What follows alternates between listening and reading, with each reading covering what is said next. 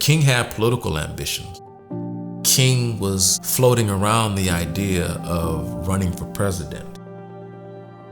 In late 1967, communist representatives from numerous northern states organized themselves into delegates and came up with an organization to initiate a new political party. Martin Luther King himself was also behind this move. He came to me and said, look, I'd like you to lead a group that I'm putting together with a coalition across the country called the National Conference for New Politics. And that organization will promote the end of the war, but also an alternative to the candidacy of Lyndon Johnson. The idea was that it would be King and his running mate would be Benjamin Spock. And I would like to mention the persons who served on the committee, Dr. Benjamin Spock. Spock was one of the biggest pro-Soviet dupes, pro-Soviet stooges in American history. I worked very closely with him, Ben Spock and others, was to be a King-Spock ticket. According to William Pepper himself, King told him to build support behind the scenes for King to run for president. He said, I can't do it because if I do it, I'm going to look like I'm being self-serving.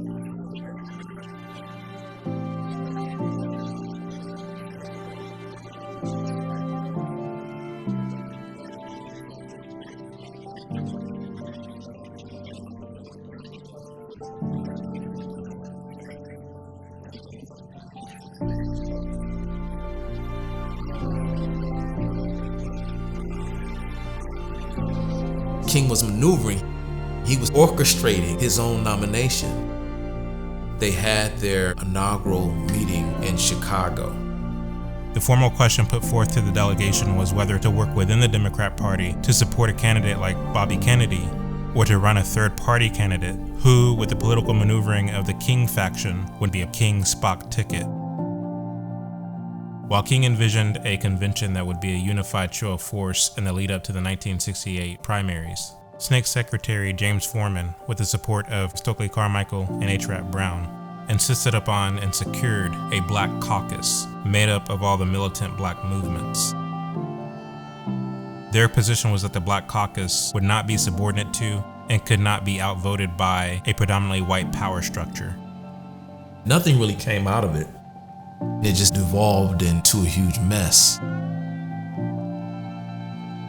In essence, the same convention disruption tactics that King used to no avail 7 years prior to try to foil Dr. Joseph H. Jackson's Baptist presidential bid were now successfully used against him at his own convention, effectively ending his aspirations to become the U.S. president, which in hindsight was delusional given that by this time, most Americans looked at him disfavorably. You are one of our great men. He did believe his own press. He believed in his ability to lead. What drew him in particular to communism and Marxism was the position of leadership, the position that he would be in if he was to be a leader. Same with him being a pastor. He wanted to be a leader. He wanted to be in front of people. He wanted to be that figure. I think it's possible that he believed that his version of communism would work. I don't think he envisioned people starving, a lot of suffering, but I think he did envision communism in the sense of a utopia where everybody's basic needs were met. He believed that he was the guy to do it. Behind the scenes, the folks around him didn't see him that way.